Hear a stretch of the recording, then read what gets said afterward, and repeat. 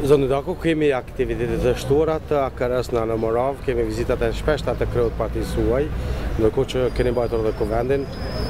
Çfarë filozofie të re, çfarë drejtime të reja po merr AKR për Anë Moravën? Ne kemi përmend gjatë kësaj periudhës fundit kohore në takime të ndryshme që AKR-ja në Gjilan është në një mobilizim që deri më tani nuk i kemi pas asnjëherë.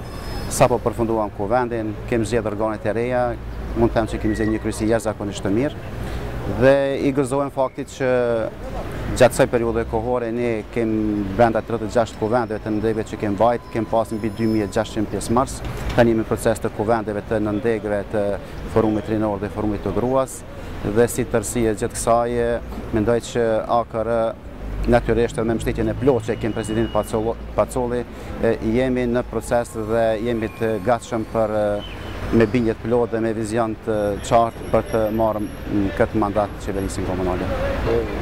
Sa mund thuhet, keni ruajtur identitetin e juaj politik në bashkëqeverisje me PDK-n, keni pasur 3 drejtori, ndërkohë që PDK është një parti e fuqishme. A mund thuhet se identiteti juaj politik është shkrirë në qeverisjen e PDK-s që ka bërë në Gjilan?